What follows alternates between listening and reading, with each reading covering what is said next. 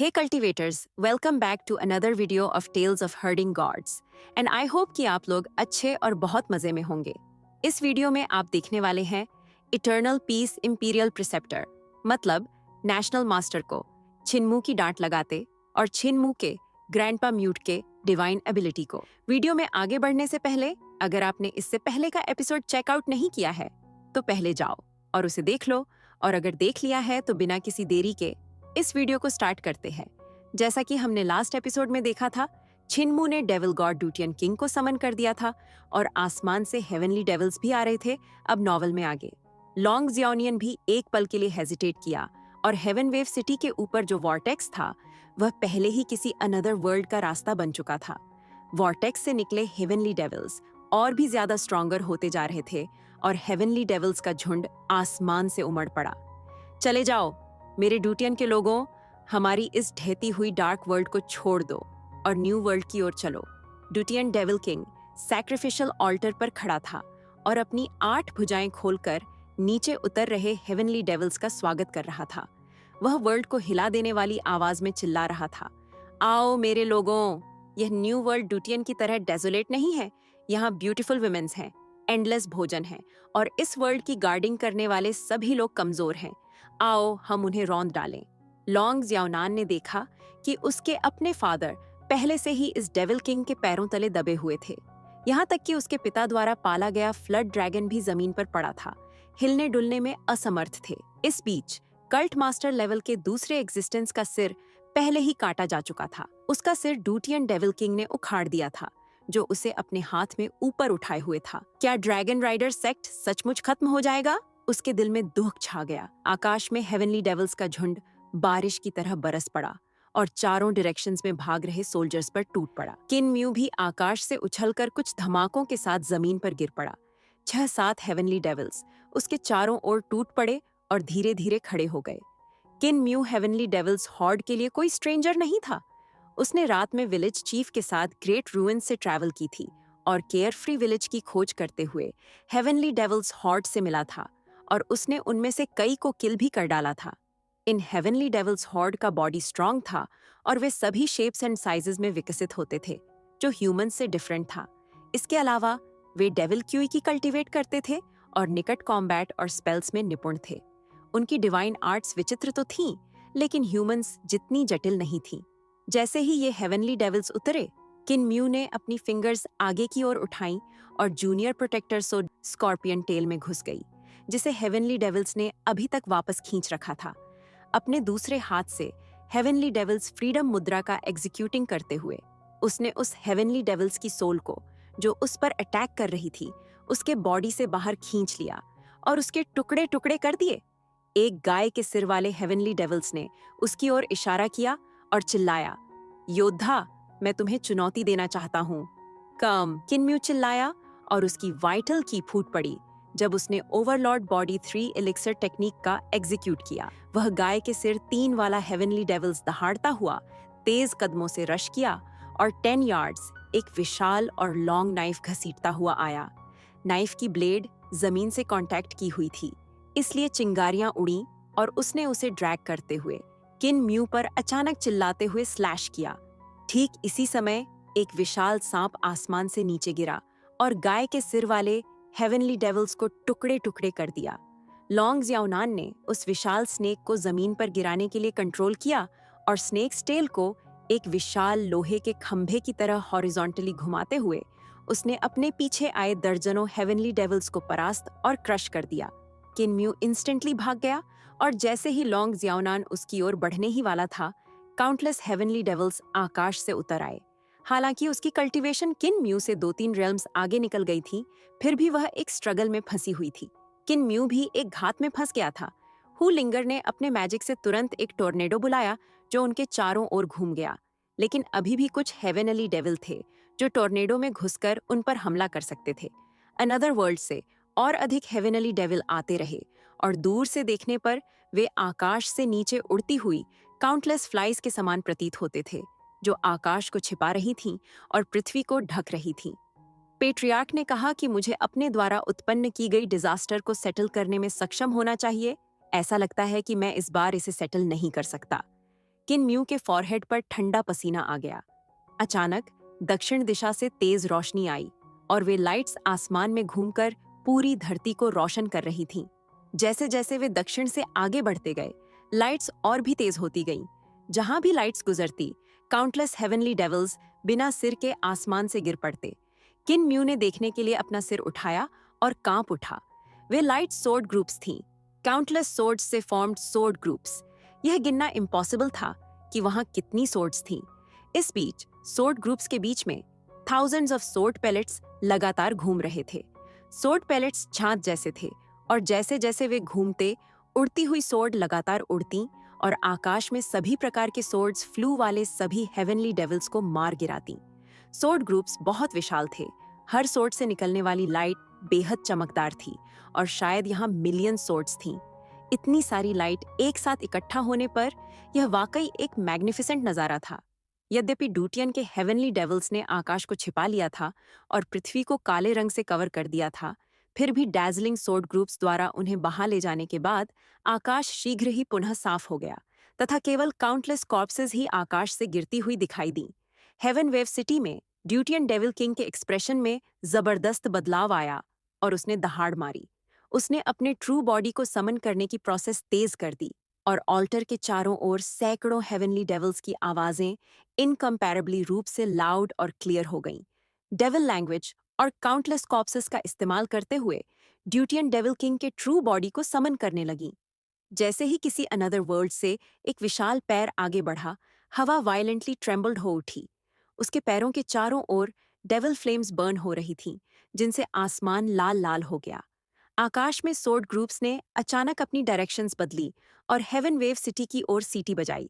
Sword groups का आकार लगभग हेवन वेव सिटी जितना ही विशाल था। सिटी में ड्यूटियन डेविल किंग ने क्रोध में दहाड़ते हुए अपनी 8 भुजाएं उठाईं। एक गुनगुनाहट के साथ हेवन वेव सिटी के ऊपर आकाश में एक विशाल ब्लैक बैरियर अपीयर्ड हुआ, जिसने पूरे आकाश को कवर कर लिया। एक पल में काउंटलेस ईयर पियर्सिंग नॉइजेस गूंज उठीं, जिससे काउंटलेस पीपल के कानों से खून बहने लगा। यह वह साउंड थी जब फ्लाइंग सोर्ड्स ड्यूटियन डेविल किंग के ब्लैक बैरियर से टकराईं। ये झंझनाहटें लगभग सेम टाइम में फूट पड़ीं, इसलिए किसी के भी कान उस साउंड को बर्दाश्त नहीं कर सके। किनम्यू भी बहरा हो गया था और कोई आवाज नहीं सुन पा रहा था। उसके आसपास काउंटलेस हेवनली डेविल्स भी अपने कान बंद करके जमीन पर असहनीय दर्द से तड़प रहे थे। दूसरी तरफ मार्शल ऑर्डर काउंटी में अनगिनत इटर्नल पीस के सोल्जर्स हेवनली डेविल्स हॉर्ड के अटैक से गार्डिंग कर रहे थे और सब कुछ कंप्लीट तरह अस्त व्यस्त था। सोर्ड लाइट्स और डार्क बैरियर के बीच कलीजन से होने वाली वॉइस भी यहाँ मौजूद काउंटलेस सोल्जर्स को बेहद पेन पहुंचा रही थीं। हालांकि चूंकि डिस्टेंस बहुत ज्यादा थी, इसलिए यह उनके लिए बेरेबल था। रिवर सरफेस से प्लॉपिंग साउंड्स आ रही थीं। ये आवाजें उन हेवनली डेविल्स की थीं जो ऑपोजिट शोर की ओर फ्लेइंग कर रहे थे और आसमान से उड़कर नदी में गिर रहे थे। मार्शल ऑर्डर काउंटी के सिटी टॉवर में एक व्हाइट हेयर्ड ओल्ड जनरल ने आश्चर्य की अभिव्यक्ति दी। इंपीरियल प्रिसेप्टर, एक ग्रेट एक्सपर्ट ऑपोजिट शोर पर चला गया है। ड्यूक वेई, यह आदमी न केवल एक ग्रेट एक्सपर्ट है। Eternal peace. इंपीरियल प्रिसेप्टर सामने खड़े होकर नदी के उस पार की स्थिति को देख रहे थे। उसकी एबिलिटी मेरी एबिलिटी से ज्यादा दूर नहीं है। वह उन 3 ओल्ड मॉन्स्टर्स से भी ज्यादा स्ट्रॉन्गर है जिन्होंने उस समय मुझ पर घात लगाया था। ड्यूक वेई ने उलझन भरी एक्सप्रेशन दी। उन्होंने ड्यूटियन डेविल किंग के अगेंस्ट लड़ रहे सोर्ड ग्रुप्स का जायजा लिया और आकाश में ड्यूटियन डेविल किंग के ट्रू बॉडी को देखा, जिसका आधा पैर पहले ही इस वर्ल्ड में था। उन्होंने हैरानी से पूछा, इस डेविल किंग को किसने बुलाया था? क्या यह कुछ ज्यादा नहीं है? क्या सदर्न बॉर्डर्स के ये लोग सचमुच विक्ट्री हासिल करने के लिए इतना नीचे गिर गए हैं? इटर्नल पीस इंपीरियल प्रिसेप्टर ने अपना सिर हिलाया। मेरे रहते ड्यूटियन डेविल किंग इस वर्ल्ड में नहीं आ पाएगा। इसके विपरीत, जिसने इस डेविल गॉड को बुलाया था, उसने हमारी इटर्नल पीस के लिए बहुत बड़ा पुण्य किया था। क्या हेवन वेव सिटी ऐसे ही डिस्ट्रॉयड नहीं हो गई? हमारे सोल्जर्स को खून नहीं बहाना पड़ेगा? अगर मैं होता तो मैं भी अपने सोल्जर्स के जीवन के लिए ऐसा करने का चुनाव करता। ड्यूक वेई ने आह भरते हुए कहा, इंपीरियल प्रिसेप्टर, यही कारण है कि वे आपको समझ नहीं पाए और कहा कि आप डेविल पाथ पर चल रहे हैं। Eternal peace. Imperial preceptor city tower से बाहर निकले और मुस्कुराते हुए दूसरी तरफ स्थित हेवन वेव सिटी की ओर चल पड़े। उन्होंने ऐसा इसलिए कहा क्योंकि मैंने उनके इंटरेस्ट्स को प्रभावित किया था। मेरे मेरिट्स एंड डिमेरिट्स का जज आज के लोग नहीं कर सकते। केवल सैकड़ों हजारों साल बाद के लोग ही मेरे मेरिट्स एंड डिमेरिट्स का जज कर सकते हैं। इसके अलावा मेरी नजर में तो वे पहले ही मर चुके हैं। हेवन वेव सिटी में ड्यूटियन डेविल किंग ने एक धीमी सी घुरघुराहट की। उसकी आठों पाम्स का मेस्ड अप हो गया। काउंटलेस सोर्ड्स का अटैक बेहद टेरिफाइंग था। वह उनसे निकलने वाली स्ट्रेंथ को सहन नहीं कर पा रहा था। अगर उसका ट्रू बॉडी सामने आता तो वह नेचुरली उसे सहन कर सकता था, लेकिन यह बॉडी तो बस लकड़ी से ट्रांसफॉर्म हुआ था। किन म्यू ने उसे अपनी डेविल वॉइस से बुलाया था, लेकिन किन म्यू की स्ट्रेंथ बहुत कम थी और वह किन म्यू के माध्यम से जो एनर्जी ट्रांसफर कर सकता था वह बहुत कम थी और उस स्ट्रॉन्ग प्रैक्टिशनर से कम्पीट करने के लिए पर्याप्त नहीं थी जो काउंटलेस फ्लाइंग सोर्ड्स को कंट्रोल कर रहा था। तभी उसने रिवर के उस पार से एक मिडिल एज्ड मैन को आते देखा। ड्यूटियन डेविल किंग के मन में एक डर सा छा गया और वह अपनी लिटिल स्ट्रेंथ लगाने ही वाला था कि अचानक उसने एक सोर्ड लाइट सीधे अपने फेस पर आती देखी। ये सोर्ड अटैक कितना ब्रेथ टेकिंग था। इस सोर्ड अटैक में सोर्ड पाथ का एक एक्सट्रीमली प्रोफाउंड प्रिंसिपल समाहित था, जिसने ट्रांसफॉर्मिंग सोर्ड पाथ की मर्डरस डिजायर को पूरी तरह से उजागर कर दिया था। यह उसकी आंखों के सामने एक एक्सट्रीमली फाइन पिक्चर के प्रकट होने जैसा था। इस पिक्चर को देखने के बाद वह बिना किसी रिग्रेट्स के मर सकता था, अतः वह मर गया। इस सोर्ड लाइट से उसका सिर धड़ से अलग हो गया और उसकी गर्दन से 4 फेस और 12 आंखें निकलीं। इटर्नल पीस, इंपीरियल प्रेसेप्टर ने अपनी सोर्ड वापस खींच ली और हेवन वेव सिटी की ओर चल पड़े। सिटी में हेवनली डेविल्स का समूह अभी भी सैक्रिफिशियल ऑल्टर पर कब्जा जमाए हुए था। जब उन्होंने इस मिडिल एज्ड मैन को देखा तो न जाने कितने हेवनली डेविल्स इमीडिएटली आगे बढ़कर इटर्नल पीस इंपीरियल प्रिसेप्टर पर टूट पड़े। इसके बाद जो हुआ वह था ड्यूटियन डेविल किंग का विशाल कॉर्प्स ढह गया। वह ब्लैक बैरियर भी टूटकर हवा में डिसइंटीग्रेटेड हो गया। ब्लैक बैरियर पर अटैक करती काउंटलेस फ्लाइंग सोर्ड्स अचानक पीछे रिटर्न हो गईं और सोर्ड पैलेट्स में समा गईं। आकाश में हजारों सोर्ड पैलेट्स तैर रहे थे, जिनमें से हर एक थंब के साइज का था और इधर उधर घूम रहा था। तभी दूर से एक संदूक उड़कर आया और लकड़ी के संदूक का ढक्कन खुल गया। काउंटलेस सोर्ड पैलेट्स झनझनाहट और धप धप की आवाज के साथ लकड़ी के संदूक में वापस आ गए। इटर्नल पीस, इंपीरियल प्रिसेप्टर ने उस लकड़ी के संदूक को देखा और ऐसा प्रतीत हुआ कि वह अपने विचारों में गहरे डूबे हुए थे और वहीं स्थिर खड़े थे। सैक्रिफिशियल ऑल्टर की देखभाल करने वाले किसी व्यक्ति के न होने से वह रोंगटे खड़े कर देने वाला आह्वान रुक गया और आकाश में बढ़ता हुआ वॉर्टेक्स इमीडिएटली ही बढ़ना बंद हो गया तथा धीरे धीरे सिकुड़ने लगा। ड्यूटियन डेविल किंग का ट्रू बॉडी पहले से ही एक पैर अंदर डाल चुका था और उसे अपना पैर वापस खींचने के लिए मजबूर होना पड़ा। आकाश की गहराइयों से एक बेहद extremely unwilling and angry roaring sound की धीमी सी आवाज आई। हेवन वेव सिटी के बाहर किन म्यू भी हवा में लटके लकड़ी के संदूक को देखने के लिए अपना सिर ऊपर उठा रहा था और उसने सस्पिशियस लुक से देखा। यह संदूक बहुत फैमिलियर सा लग रहा है। लगता है कि यह विलेज की लोहार की दुकान वाला ही है। उस लकड़ी के संदूक में भी सिल्वर कलर्ड पैलेट्स भरे हुए थे। ग्रैनी सी ने तो मुझे यह भी बताया कि वे सोर्ड पैलेट्स नहीं थे, बल्कि ऑर्डिनरी सिल्वर पैलेट्स थे। उन्होंने तो यह भी कहा कि ग्रैंडपा म्यूट इतने अमीर नहीं होंगे। उसने देखा कि सोर्ड के एक एक छर्रे लकड़ी के संदूक में घुस रहे हैं।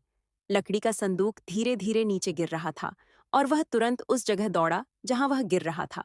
वह लकड़ी का संदूक नीचे उतरा और जंगल के एक कोने में गायब हो गया।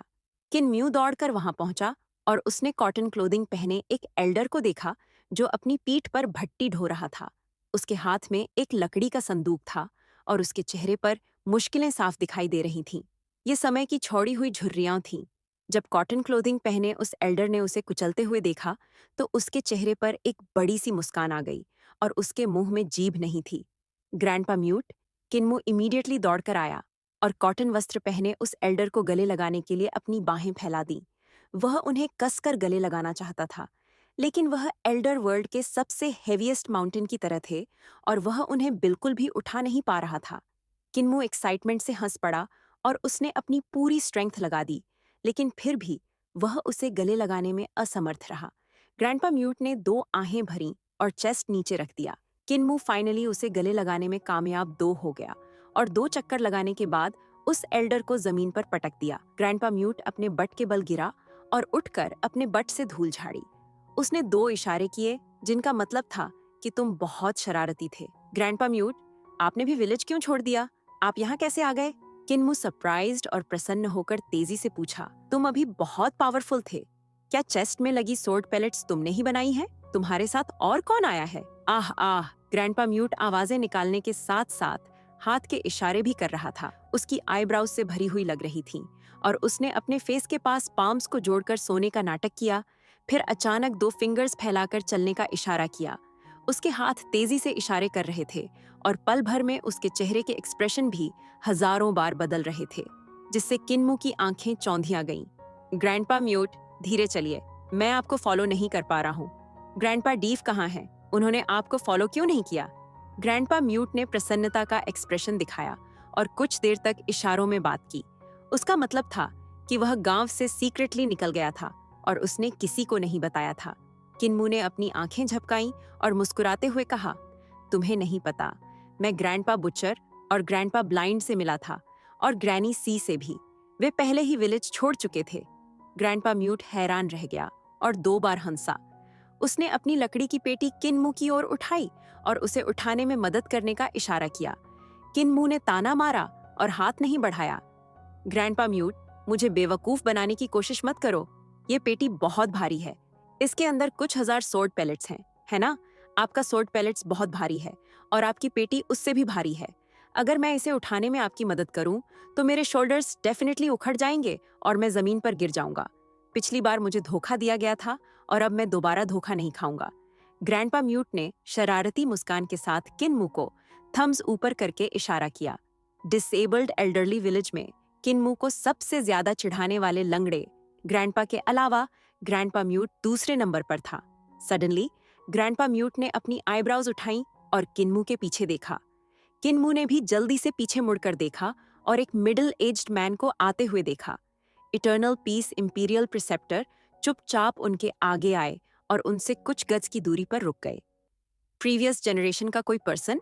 उसने नरमी से पूछा। ग्रैंडपा म्यूट मुस्कुराया और कुछ हाथ के इशारे किए।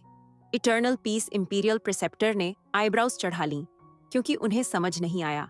किन्मू ने उसे समझाया। इंपीरियल प्रिसेप्टर, ग्रैंडपा म्यूट का मतलब था कि वह प्रीवियस जनरेशन के पर्सन नहीं थे। उन्हें अभी भी यंग माना जाता था। इटर्नल पीस इंपीरियल प्रिसेप्टर ने फिर से आईब्राउज चढ़ाईं। उन्हें इस बात से अनकंफर्टेबल हो रही थी कि वे म्यूट लैंग्वेज को समझ नहीं पा रहे थे और उसे ट्रांसलेट के लिए किन्मू पर निर्भर रहना पड़ रहा था। दाओ ब्रदर के पास एक्स्ट्रॉर्डिनरी एबिलिटी है, लेकिन आप जिस चीज को कल्टीवेट करते हैं वह सोर्ड स्किल नहीं है। इटर्नल पीस इंपीरियल प्रिसेप्टर गुरु ने खेदपूर्वक आह भरी। मैंने प्रीवियस जनरेशन के कुछ लोगों से बातचीत की थी और उनसे काफी कुछ सीखा था। मुझे लगा था कि मैंने सभी प्रकार की डिवाइन आर्ट्स, पाथ्स और स्किल्स देख लिए हैं, लेकिन मैंने कभी ऐसी यूनिक डिवाइन आर्ट देखने की एक्सपेक्ट नहीं की थी। क्या दाओ ब्रदर मुझे अपनी डिवाइन आर्ट का एक्सपीरियंस करने देंगे? किन्मू चकित रह गया। उसने अभी अभी म्यूट ग्रैंडपा को काउंटलेस सोर्ड पैलेट्स आसमान में उड़ाते और एंडलेस फ्लाइंग सोर्ड्स में बदलते हुए देखा, जिससे ड्यूटियन डेविल किंग के पास भी डिफेंस करने के अलावा कोई विकल्प नहीं बचा था। फिर भी वह उसकी सोर्ड से इंजर्ड हो गया था। किन्मू ने सोचा था कि ग्रैंडपा म्यूट की सारी स्किल सोर्ड्स में है, लेकिन इटर्नल पीस इंपीरियल प्रिसेप्टर ने कहा कि ग्रैंडपा म्यूट सोर्ड स्किल को कल्टीवेट नहीं करता। क्या grandpa mute hammer skills cultivate कर रहे होंगे? ग्रैंडपा म्यूट मुस्कुराया और फर्नेस को अपनी पीठ पर बांध लिया। उसने अपने हाथों में पकड़ी लकड़ी की पेटी नीचे रख दी। अब उसका अपीयरेंस किसी ट्रैवलिंग ब्लैकस्मिथ जैसा था, जो जिस भी गांव में पहुंचता वहां रुककर विलेजर्स के लिए फॉर्ज आयरनवेयर बनाने में हेल्प करता था। उसकी छाती किसी लोहे का काम करने के स्टोर टूल्स को रखने के लिए इस्तेमाल होने वाली पेटी जैसी थी और उस पेटी से निकलने वाली चीजें सोर्ड पैलेट्स नहीं बल्कि hammer, anvil, filter funnel, iron ladle इत्यादि जैसी चीजें होनी चाहिए थीं। उसने संदूक खोला और कुछ और हैंड सिग्स किए। इटर्नल पीस इंपीरियल प्रिसेप्टर का चेहरा सख्त हो गया और उन्होंने किन्मू की ओर देखा। किन्मू ने कहा, ग्रैंडपा म्यूट कहते हैं कि उनकी स्किल लगभग वर्ल्ड से लॉस्ट हो चुकी है। अगर इंपीरियल प्रिसेप्टर इस पर एक नजर डालना चाहें तो कोई बात नहीं। वे चाहते हैं कि इंपीरियल प्रिसेप्टर उनके लिए एक सूटेबल सक्सेसर खोजें। इटर्नल पीस इंपीरियल प्रिसेप्टर ने गहरी श्रद्धा व्यक्त करते हुए कहा, दाओ ब्रदर, वास्तव में अपने लाइफ के कॉन्summate स्किल्स दूसरों को सिखाने के लिए तैयार हैं। आपकी ब्रेथ ऑफ माइंड क्षमता रेप्यूटेबल एंड बिग सेक्ट्स के कल्ट मास्टर्स सेक्ट मास्टर्स से कहीं अधिक है। यदि भाग्य अनुकूल रहा तो मैं डाओ ब्रदर पर नजर रखूंगा। लकड़ी का संदूक खोला गया और उसके अंदर काउंटलेस सोर्ड पैलेट्स थे। प्रत्येक सोर्ड पैलेट थम्स के साइज का था। इटर्नल पीस इंपीरियल प्रिसेप्टर ने हैरानी भरी नजर से देखा और ग्रैंडपा म्यूट मुस्कुराया। उसने अपनी पाम फैलाई और सोर्ड पैलेट्स अचानक सिल्वर पैलेट्स नहीं रहीं। वे लिक्विड फॉर्म होकर वाटर जैसी, फिर भी लाइट जैसी किसी चीज में बदल गईं। इससे लोगों को ऐसा लगा मानो यह लाइट से ट्रांसफॉर्म्ड वाटर हो। सोर्ड पैलेट से भरा यह चेस्ट लिक्विड लाइट से भरे चेस्ट में बदल गया।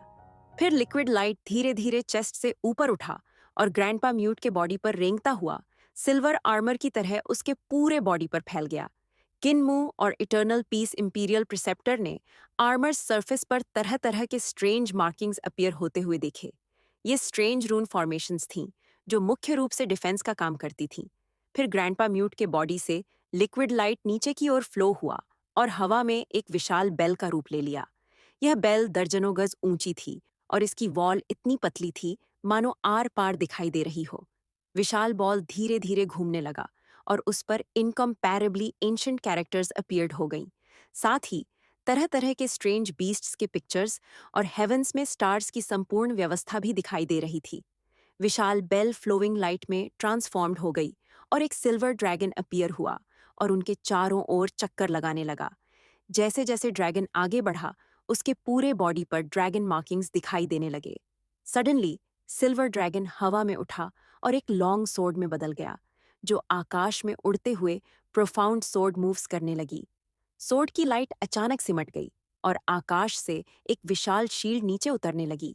विशाल शील्ड के जमीन पर उतरने से पहले ही वह एक सिल्वर अम्ब्रेला में बदल गई और घूमते हुए धीरे धीरे नीचे की ओर तैरने लगी। ग्रैंडपा म्यूट की चेस्ट में मौजूद सोर्ड पैलेट्स में वास्तव में काउंटलेस चेंजेस करने की एबिलिटी थी। वे किसी भी प्रकार के वेपन्स और किसी भी उपयोगी ट्रेजर्स में ट्रांसफॉर्म हो सकती थीं। उसके इस संदूक में छिपा ट्रेजर डिवाइन आर्ट्स के रूप में भी ट्रांसफॉर्म हो सकता था। किनमू के लिए भी यह फर्स्ट टाइम था जब उसने ग्रैंडपा म्यूट को अपनी ट्रू एबिलिटीज का प्रदर्शन करते देखा, और यह फर्स्ट टाइम था जब उसने ऐसी मिराक्युलस एबिलिटी देखी। ग्रैंडपा म्यूट ने उसे यह एबिलिटी नहीं सिखाई थी और उसने विलेज में ग्रैंडपा म्यूट को इस तरह की एबिलिटी का एग्जीक्यूट करते हुए कभी नहीं देखा था। इटर्नल पीस इंपीरियल प्रिसेप्टर मंत्रमुग्ध हो गए। सडनली लिक्विड लाइट फ्लोड हुआ और एक सिल्वर बोट में ट्रांसफॉर्म हो गया। ग्रैंडपा म्यूट ने अपना चेस्ट उस सिल्वर बोट पर टिकाया और उस पर कूद गया। उसने किनमू की ओर देखकर मुस्कुराया और हाथ हिलाया। तभी सिल्वर बोट एक्सट्रीम स्पीड से हवा में उड़ गई और बिना किसी निशान के गायब हो गई। किनमू ने अपना मुंह खोला और उसे वापस बुलाने की इच्छा हुई, लेकिन सोचने के बाद उसने एक शब्द भी नहीं कहा। कुछ क्षण बाद इटर्नल पीस इंपीरियल प्रिसेप्टर ने एक गहरी सांस छोड़ी और कहा, सुपर एबिलिटी, सुपर एबिलिटी। इस वर्ल्ड में मैंने ऐसी एबिलिटी पहले कभी नहीं देखी। यह डाओ ब्रदर वाकई एक्स्ट्रॉर्डिनरी है। इंपीरियल एकेडमिशियन, क्या आप इसे जानते हैं? किनमू ने कहा, वह मेरे एल्डर हैं, इटर्नल पीस। इंपीरियल प्रिसेप्टर स्तब्ध रह गए और इस सेंटेंस का मीनिंग समझ नहीं पाए। क्या ये हेवनली डेविल सेक्ट के एक्सपर्ट्स हो सकते हैं? ग्रैंड चांसलर के अलावा हेवनली डेविल कल्ट में वास्तव में ऐसा एक्सपर्ट है, यह तो वाकई उल्लेखनीय है। डेविल पाथ के सर्वोपरि पवित्र स्थल से यही एक्सपेक्ट की जाती है। किनमू ने सिर हिलाते हुए कहा, इंपीरियल प्रेक्टर ने गलत अनुमान लगाया। मेरा जन्म ग्रेट रूइंस में हुआ था, इसलिए मेरा घर भी ग्रेट रूइंस में ही है। इटर्नल पीस के इंपीरियल प्रेक्टर आश्चर्यचकित रह गए और उन्हें ध्यान से देखने के बाद अर्थपूर्ण ढंग से बोले, इंपीरियल एकेडमिकियन वास्तव में प्रोफेंड स्टडीज वाले एक पावरफुल फैमिली से आए हैं। किनमू एक पल के लिए स्तब्ध रह गया और अनिच्छा से सिर हिलाया। तब इटर्नल पीस इंपीरियल प्रिसेप्टर ने उदासीनता से पूछा, तो फिर इस डेविल गॉड को किसने बुलाया था?